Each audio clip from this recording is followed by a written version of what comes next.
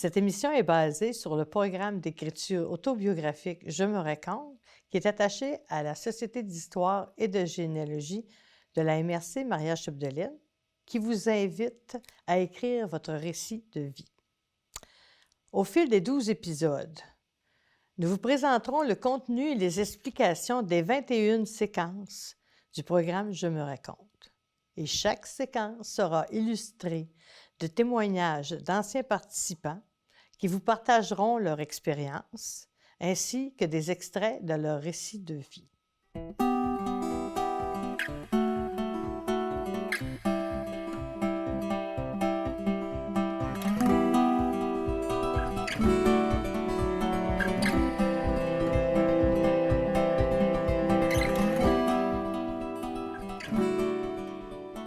Pour ce deuxième épisode, Je me raconte, nous aborderons la deuxième séquence, mon enfance, ainsi que la troisième séquence, mon adolescence.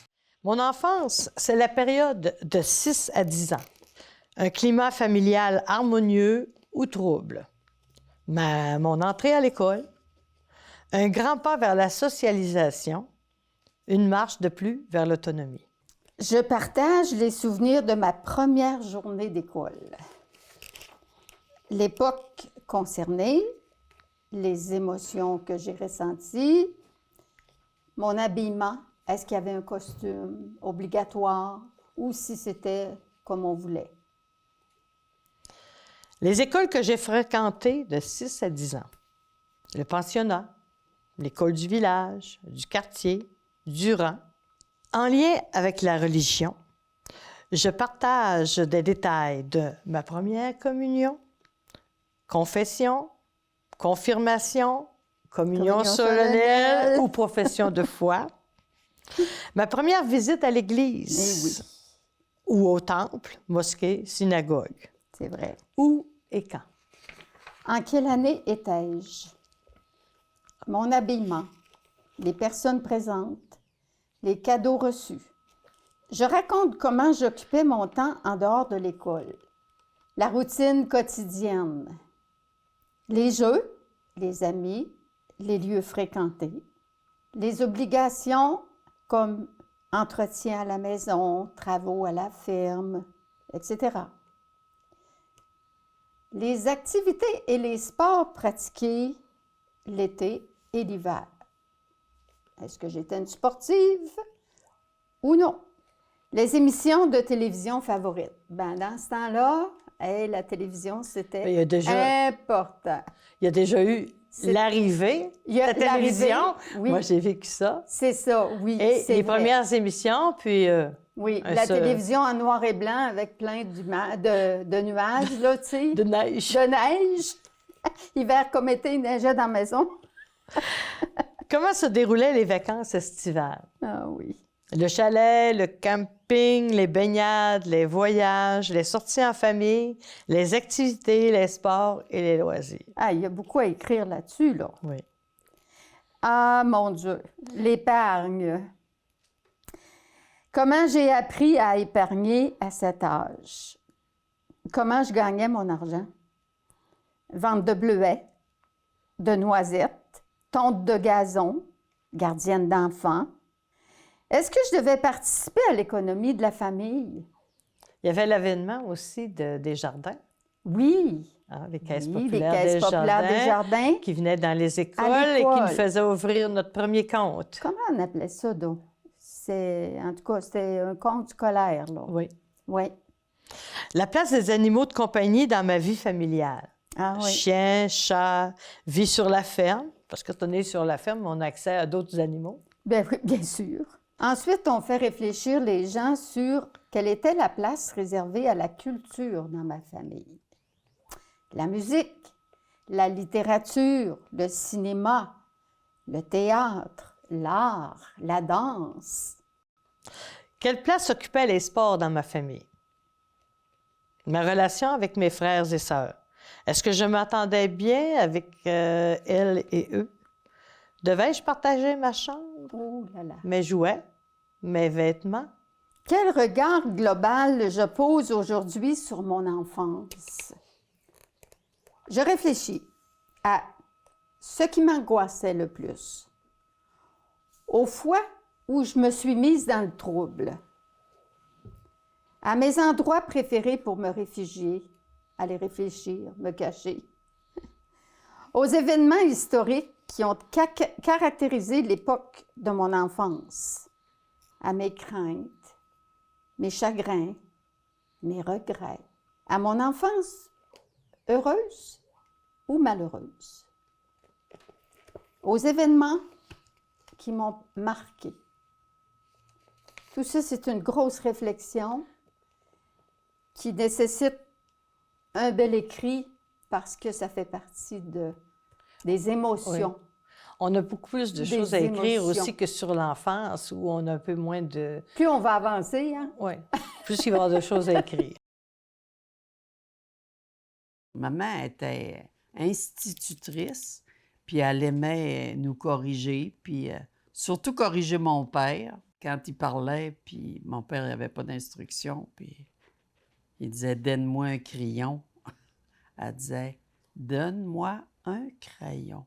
Au fil du temps, j'ai souvent appelé maman pour lui demander comment s'écrivait tel ou tel mot, et cela lui faisait un grand plaisir de me répondre. Elle avait une mémoire phénoménale et elle était fière de nous aider. Malgré le fait que maman souffrait de dépression nerveuse fréquente, nous avons eu une enfance heureuse. Papa et maman étaient des bons parents, travaillants et aimants. Il y avait de l'amour et de la joie. Maman nous racontait des histoires et nous chantait de belles chansons de sa magnifique voix. Maman était une raconteuse extraordinaire. Ses contes duraient souvent 2 à 3 jours et nous allions nous coucher sagement en rêvant de la suite du lendemain. C'était comme un bon film. Une bonne anecdote remonte. Lorsqu'il y avait des orages et pas d'électricité, maman nous rassemblait tous autour d'elle et elle chantait très fort pour assourdir les coups de tonnerre dont elle avait très peur.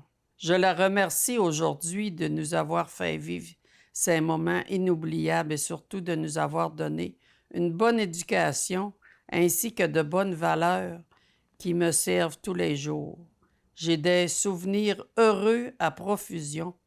Merci maman et papa de là-haut. Veillez sur nous tous. C'est des beaux souvenirs de maman. J'ai la moquerie de ma mère. Oh oui, ma mère était moqueuse. Mon père aussi, c'était un joyal. Il aimait c'est quelqu'un qui aimait le monde. Puis, travaillant. On était pauvres, mais on a eu beaucoup d'amour, puis on n'a jamais manqué de rien. Puis l'esprit de famille est là. On est une famille unie, puis quoi qu'on en dise, on est chanceux d'avoir été 14, puis on se voit encore, puis moins souvent, parce que chacun a ses familles, puis tout ça. Mais on est une famille soudée. Moi, j'aimais surtout les contes qu'elle nous racontait. Hey, c'est tout là, ces contes-là. Puis ces chansons. Ah, je te dis, c'est rien que de ça qu'il y a dans ça, là. Il y avait des contes qu'elle nous faisait peur. Ça s'appelait le Vénard noir. C'était peurant, ça, là. Après ça, la petite chatte blanche. Il y avait... Ah, mon Dieu, je regarde ça, puis ça nous ramène en enfance, là. Ça n'a pas de bon sens. Hey, la petite Aurore. Les histoires puis les chansons, là, ça me rappelle que je la vois encore qui chante ça. Mon Dieu Seigneur. C'est sûr. Alors, pour le conseil pour la Oui. deuxième séquence, retrouvez des recettes de mets qui vous rappellent votre enfance. Ah là là. Ça, c'est une belle, C'est une- belle activité. Oui. Et comment garder la motivation? Le projet que vous commencez, c'est agréable, mais c'est accompagné d'émotions diverses. Certains jours, vous aurez le goût d'arrêter, mais c'est là qu'il faut redoubler d'efforts. Sortez, allez marcher dans des lieux qui vous ramènent des souvenirs. Peut-être qu'en passant devant votre école, vous retrouverez un souffle nouveau. Ah, c'est vrai, c'est une bonne idée. Un ça. arrêt dans un endroit où vous alliez plus jeune vous rappellera des conversations entre amis. Écoutez des chansons de l'époque. Ne vous obligez pas à écrire tout de suite des moments difficiles. Débutez par les souvenirs plus légers.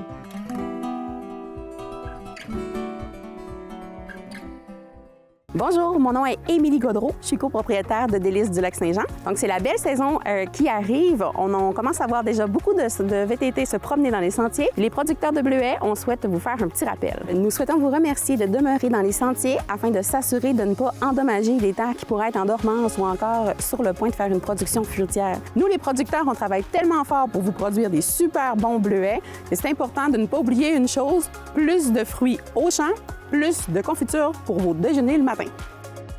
Merci de votre respect et bonne saison à tous!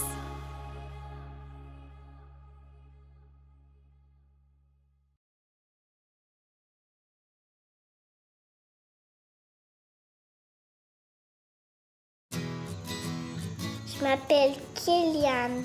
J'aime beaucoup nager. Moi, je suis capable de nager toute seule avec mes prothèses. J'aime faire des chandelles dans la piscine. C'est comme si tu marchais sur les mains. Les amputés de guerre m'ont donné ma jambe et mon bras de natation. J'adore les prothèses pour aller à l'eau.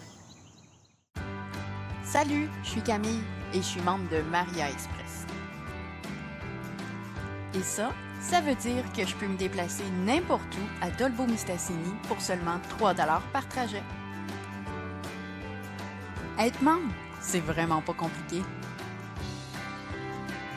Une fois inscrite au service, j'ai qu'à appeler pour donner mon arrêt de départ, celui de ma destination et l'heure à laquelle je veux me déplacer. Et si jamais je veux consulter la carte des différents arrêts, la liste des dépositaires ou les tarifs des cartes mensuelles, je peux tout retrouver sur leur site web. Pour payer, c'est aussi simple. Je peux me procurer des billets chez un dépositaire ou payer directement au chauffeur. Depuis que je suis membre, me déplacer, c'est devenu simple, rapide, économique et écologique. Faites comme moi et essayez le nouveau service Maria Express. Les bénévoles sont partout.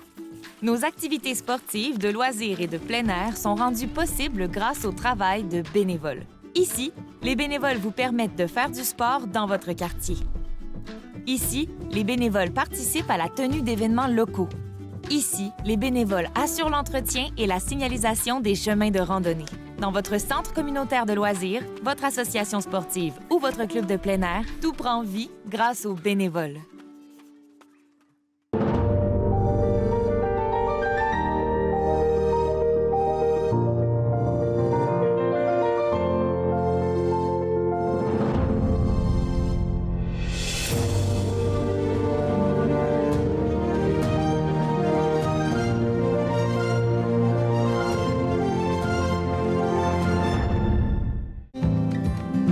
Réseau Culture Saguenay-Lac-Saint-Jean.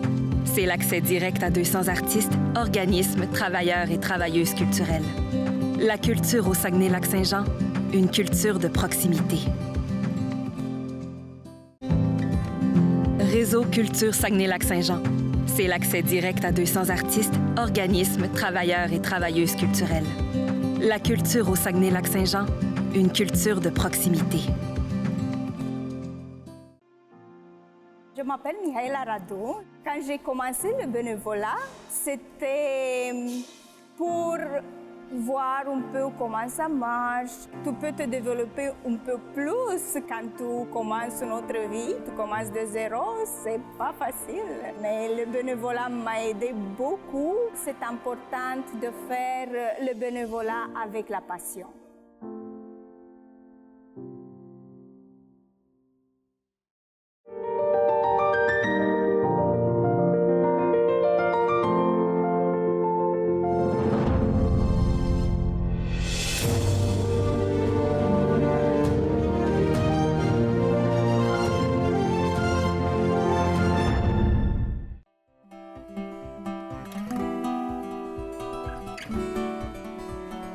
L'adolescence, c'est l'époque de la vie secouée par de nombreux changements. Et Dieu sait qu'il y en a. Une période charnière entre l'enfant dépendant et l'adulte autonome qui cherche à s'affranchir de l'autorité parentale. L'accession graduelle vers la maturité physique, sexuelle, intellectuelle, émotive et sociale. Le temps des idoles, des modèles et des idéaux. Un parfait mélange d'instabilité et de poursuite en avant vers plus d'expérience et d'expérimentation. Oui, c'est à ce moment-là que je raconte les changements physiques que j'ai vécus tout au long de mon adolescence. La modification de ma taille, changement de la voix, apparition de la pilosité, les premières menstruations, un problème d'acné, éveil de la sexualité, mon humeur, mon caractère. Quel était mon milieu de vie? Ma relation avec mes parents, mes frères et sœurs. Enfants uniques, jumeaux, jumelles, famille recomposée, situation de handicap. Comment mes parents m'ont préparé à faire face à ces changements-là? Quels sont les choix que j'ai eu à faire? Quelles sont les difficultés que j'ai rencontrées aussi? Comment j'ai vécu mes premières relations amoureuses? Oh là là! Première blonde, premier chum, première lettre d'amour, premier contact avec la sexualité, première relation sexuelle. Je partage comment j'ai pu vivre ou non mon homosexualité, les tabous auxquels j'ai dû faire face, les difficultés éprouvées, comment s'est fait mon coming out. L'adolescence est une période de personnalisation qui oblige à faire des choix significatifs. Quels ont été ces choix? À quoi j'occupais mes temps libres? Les lieux de rencontre où je pouvais danser, patiner, me baigner. Les restaurants où on se rassemblait entre jeunes. Des fois, c'est des restaurants, mais aussi, des fois, c'est des lieux, hein? Oui, bien... Dehors. il y a des maisons des jeunes aussi. Mais je veux dire, dehors. des fois, il y avait des endroits, un pont à quelque part. Ah où, oui! on avait des endroits secrets. Tu sais, une petite pergola à quelque part. Oui. ouais. Les sports, les activités qu'on pratiquait en gang. Les premières consommations de tabac, Oh là là. cannabis, alcool et autres drogues. Oui. Tu sais, la première fois que tu prends du vin un petit peu trop puis tu es malade, tu dis « j'en prendrai plus jamais ». Mais tu recommences. Mais un peu plus modérément. Non, ouais. Oui, oui. Cinéma, mon genre de film favori. Télévision, mes émissions Ah oui. favorites. Radio, mes émissions favorites aussi, ainsi que la musique, mes airs préférés. Oh là là. Moi, j'ajouterais là-dedans le téléphone. Ah oui! Le téléphone a été pour nous autres ce que sont les cellulaires Ah oui! maintenant. Oui, Lâche le téléphone. oui, oui. On se l'est-tu fait assez fait dire? Écoute, mon premier travail de tout, c'était téléphoniste pour Bell Canada, alors qu'on avait des switchboard operators. Oui. Tu sais, avec... c'est pas l'automatisation totale, là. Oui. Puis on avait le cadran en roulette, mais Oui. écoute, c'était quelque chose. On était deux abonnés en plus. Ah non, c'est des choses à raconter Oui. parce que les jeunes d'aujourd'hui, ils savent pas c'est quoi, là. Ouais. Ces histoires de deux sur la ligne, là. En ruralité, on En était ruralité. 2, 3, des fois 4 familles sur une même ligne. Ben oui, Il fallait imagine. décrocher puis dire, bon, ben est-ce que vous achevez? Parce que nous autres, on a un téléphone à faire. Oui, puis si tu avais un téléphone urgent ou bien non que tu avais une confidence à faire, il fallait pas la faire au téléphone. Téléphone urgent, oui, là. Oui, mais- mais pas la confidence. Les Oh. écrans du fleu. Mes moyens de déplacement. Devais-je me déplacer à pied, à bicyclette, transport en commun? Est-ce que j'avais mon permis de conduire? Est-ce que je prenais la voiture de mes parents ou si j'avais ma propre voiture? Oui, il fallait être rendu pas mal adolescent vu tard. Là. Parce que la maturité était à 21 ans dans ce temps-là. Oui, oui, oui. Est-ce que j'avais l'esprit d'aventure? M'est-il arrivé de faire du pouce, de partir en voyage? Ah, là, là. Dans mes temps libres, est-ce que je devais aider mes parents dans les tâches familiales? Est-ce familiales ou même sur la ferme ou le travail du père? Oui. Est-ce que j'avais un petit emploi qui me permettait de gagner un peu d'argent? Est-ce qu'on parlait de politique à la maison? Oh là là! Dans les fêtes de famille, parfois. Quelle était la mode de l'époque pour les vêtements, les coupes de cheveux? Ça, c'est le fun à décrire aussi. Oui. Quel événement a le plus marqué mon adolescence? L'adolescence, c'est l'âge de la séparation. C'est l'âge où je ne suis plus dans ma famille et je ne vis plus ce que la famille m'apporte. Je vis autre chose qui est la vie de pensionnaire, la vie avec des amis de mon âge de 12 à 20 ans. Et c'est un ensemble de rituels dont on va parler. Après 2 ans d'externat classique à Dolbeau, où j'ai commencé mon cours classique, j'étais prêt pour la vie de pensionnaire au petit séminaire de Chicoutimi. C'était une autre étape, à 14 ans, que de m'éloigner de la famille et de vivre 10 mois par an dans un vaste bâtiment en contact continuel avec mon groupe d'âge, de jour comme de nuit, avec des professeurs et des maîtres de salle, à peu près tous prêtres diocésains. La première étape consistait à réunir mon trousseau dans une grande valise contenant tout ce dont j'aurais besoin pour les 10 prochains mois.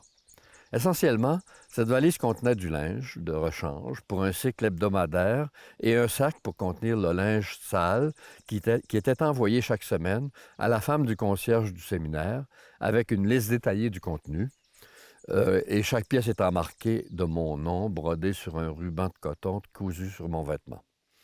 C'est elle qui se chargeait de le laver et de le repasser, puis de le retourner au pensionnat en échange d'une autre poche de linge sale.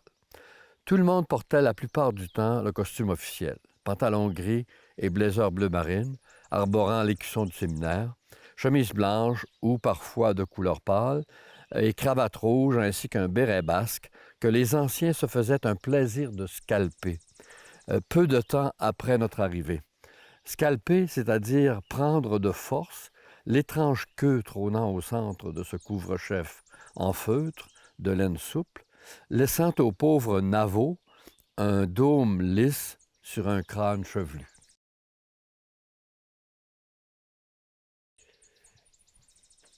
J'ai eu la chance de passer 2 ans pensionnaire chez ma tante à Dolbeau, qui était relativement proche. Donc, je pouvais revenir à la maison les fins de semaine et je me détachais tranquillement avant de faire le grand saut. Parce que c'était un grand saut. C'était un grand saut. C'était une vie totalement étrange par rapport à une vie familiale normale. Il n'y avait plus de contact avec tout le monde ordinaire. On était tous du monde pareil, des garçons du même âge. Puis des profs plus ou moins sévères, plus ou moins intéressants, plus ou moins savants, plus ou moins pas toujours intéressants, pas toujours plaisants. Bon, mais il y avait tout. Mais on apprenait à vivre autre chose que la vie du village. On sortait du village et on entrait dans la ville parce qu'il y avait nos amis externes qui vivaient dans la ville et qui venaient suivre les cours avec nous, les récréations avec nous. On en avait un contact avec cette ville-là. De temps en temps, on avait le droit de sortir pour aller faire des courses ou des petites visites dans la ville aussi. Donc, on apprenait à une autre sorte de vie que celle qu'on avait connue jusqu'à 12 ans. Sage, c'est-à-dire, par exemple, je prenais des cours de piano. Donc, j'allais chez mon prof de piano à sa résidence qui n'était pas très loin du séminaire. Et puis, je faisais des pratiques de piano. Mais je n'ai jamais été un bon pianiste. Alors, j'ai abandonné après un certain temps, après quelques années. Mais après ça, j'ai fait des auditions musicales. On m'avait donné accès à tout l'équipement de la salle académique, comme on l'appelait. Et là, j'invitais mes amis pendant un après-midi de congé à venir écouter la 9e symphonie de Beethoven sur des grands disques de 78 tours qui étaient à 14 pouces, mais avec un équipement très à la pointe à l'époque, que M. Savard, Robert Savard, l'abbé Savard, mais il est devenu laïque par la suite, qui était un bon technicien de théâtre, m'avait donné accès à tout ça. Puis donc, j'avais ce privilège-là. Je n'étais pas un excellent étudiant. Je n'étais pas le premier de classe. Les premiers de classe étaient comment dire, étaient plus dédiés à l'étude. Moi, j'étais généraliste. J'aimais jouer au croquet, j'aimais jouer à balle au mur, j'aimais un peu au tennis, quelques sports d'équipe, l'hiver, le ballon-ballet, etc. Pas le hockey, curieusement, mais j'étais un peu plus jeune que mon groupe d'âge. Comme mon groupe. Mon groupe était plutôt un an au-dessus de moi. Donc, ils étaient toujours plus forts que moi. Ils m'avaient découragé d'essayer de me coltailler avec eux autres. Donc, je faisais d'autres sports. Mais oui, c'est ça. Mais on s'ennuyait pas, hein? On manquait pas parce qu'on était comme programmés. Il y avait des jours de congé où on avait plus de liberté, mais autrement. Puis ces jours de congé, c'était une demi-journée, c'était pas une journée entière. Pour le conseil, bon, ayez toujours un petit calepin et un crayon sur vous pour noter les idées et les souvenirs qui surgissent à tout moment. Vous pensez que vous vous en souviendrez plus tard, mais hélas, vous regrettez de ne pas les avoir écrites, notées. Apportez-le aussi sur votre table de nuit. Bien souvent, en s'éveillant le matin, on a beaucoup de souvenirs qui ont travaillé durant la nuit. Voici ce qui conclut notre 2e épisode. Merci d'avoir été des nôtres. Au prochain épisode, nous allons voir la séquence numéro 4, Ma vie scolaire, ainsi que la 5e, Nos us et coutumes. Alors, bonne écriture. À bientôt.